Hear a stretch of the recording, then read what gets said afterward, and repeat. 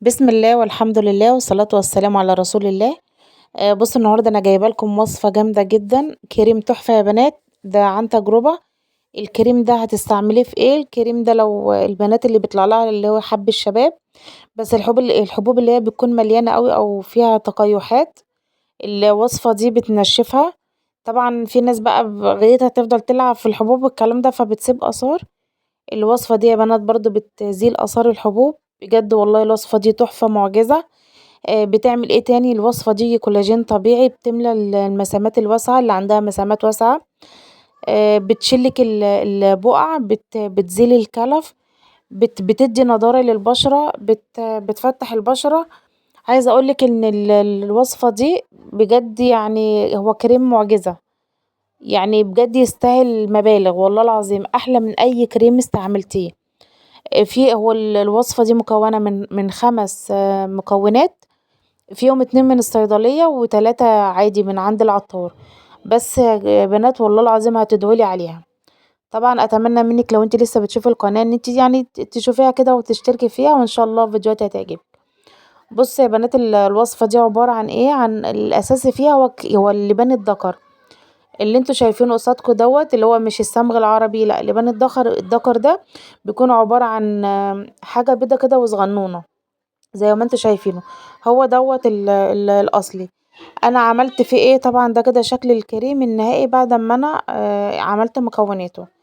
بصوا انا خدت معلقتين لبان الدكر ونقعتها في كوبايه ميه مغليه. تمام، هتسيبيها في حدود 3 ايام. بس يكون في مكان ضلمه. بص هتعمل معاكي كده زي ما انتوا شايفين، عامل زي اللبن كده. هتلاقي اللي هو اللبان الدكر الاصلي بيعمل لك الماده بيضه فاتحه. ودوت اللي انا اشتريته تاني عشان اوريهولكم، دول ب5 جنيه تقريبا معلقة. انت هتحتاجي مثلا معلقتين، ده ينفع للجسم كله مش للبشرة بس. بس امشي عليه والله يديكي النتيجة تحفة، اهو بوريكي شكله من عند العطار، وحاجة غير مكلفة بس بجد هتعمل معاكي مفعول السحر. لو انت يعني كان برضو في واحدة دخلت وسألت على على التجاعيد.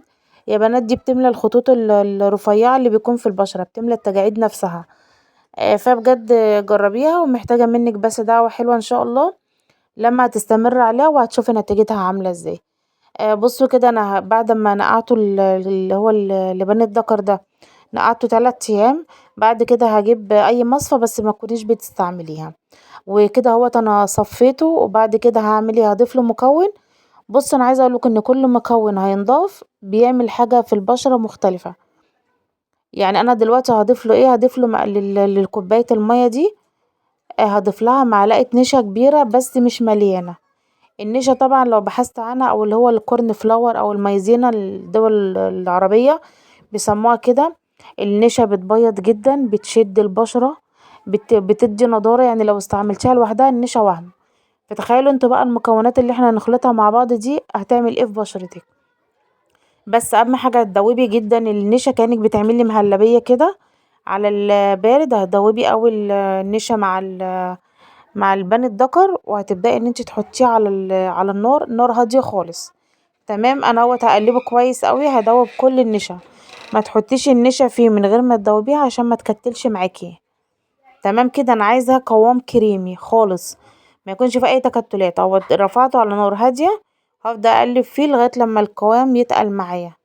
تمام، وبعد كده هرجع لكم لما يعني الكريم يتقل شوية.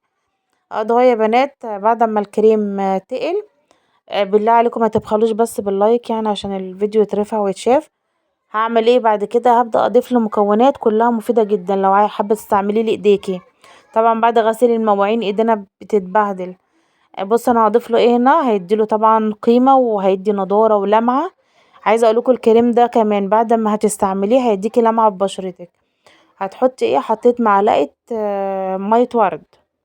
طبعا كله عارف ان مية الورد اساسا بتستخدم كتونر لوحدها كده، تحفة للبشرة.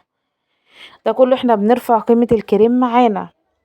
هقلب كويس جدا، لازم المكونات تدخل في بعضها يعني وتختلط كلها ببعضها.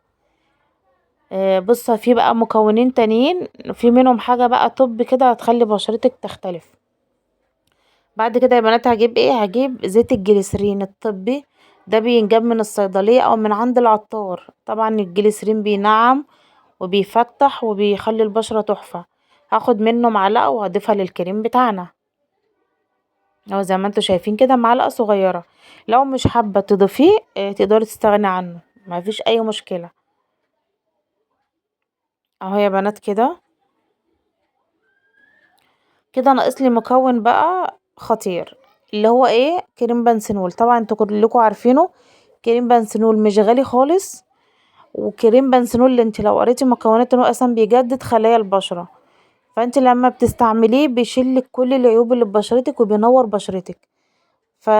مع اللبان الذكر مع النشا مع مية الورد مع المكونات دي كلها، والله العظيم هتدعيلي. استعمليه، بس اهم حاجة ما تسيبوش على بشرتك كتير، يعني اقصى حد ساعة وتغسليه. وقبلها برضو جربي في جزئية بسيطة من ايديكي عشان لو في تحسس ولا حاجة لأي من المكونات ما تستعملوش. بس هو الكريم خطير والله وهيعجبك جدا جدا. او كده حطيت ايه بقى انا على الكريم دوت، انا حطيت معلقة كبيرة من كريم بنسينول. طبعا انا خسارة، انا مش هرمي اي حاجة، المعلقة كان فيها بواقي من الكريم انا ما رميتهاش. استعملتها لان كل مكوناته جميلة جدا، فخسارة ترمي منه اي حاجة. بس يا بنات كده هخلط الكريم كويس قوي مع اللهم صل على النبي، مع مكونات الكريم لبان الذكر دوت. بس بقى بصوا كده، لما انا دهنتهولك على ايديا، لما دهنته على ايديا اهوت هتحسي ان هيدي لمعة، يعني هيدي اضاءة كده للبشرة. وكمان انت هتحسي كده بطلة كده، يعني بيديكي طلة حلوة كده اما تستعمليه من بالليل. وتاني يوم بقى الناس اللي عايزة تنفخ خدودها كتري منه على الخدود، الناس اللي خدودها رفيعة هيعمل معاكي مفعول حلو قوي. يعني كانت في واحدة سألاني قبل كده، ده جميل جدا لو انتي حابة تستعمليه، بجد هتدعيولي عليه. يا رب يكون وصفتي يعني النهاردة عجبتكم بإذن الله وجربوها مش هتخسروا حاجة. الوصفة دي انتي هتستعمليها مرتين في الأسبوع. قبل ما تنامي هتستعمليها، تحطي دهين الكريم على بشرتك لمدة نص ساعة، يعني الأقصى حاجة ساعة. وبعد كده هتغسلي بشرتك، وياريت قبل ما تستعملي الكريم ده تكوني عاملة مقش للبشرة. ممكن بقى سكر وزيت زيتون، عصرة ليمون على شوية سكر. ده كله يا جماعة بجد بيخلي يعني البشرة يبان عليها اكتر. ومع الاستعمال صدقيني الحبوب هتروح والبقع هتروح، وان شاء الله تلاقي بشرة حلوة جدا جدا جدا. وبشكركم جدا، وسلام عليكم وباي باي.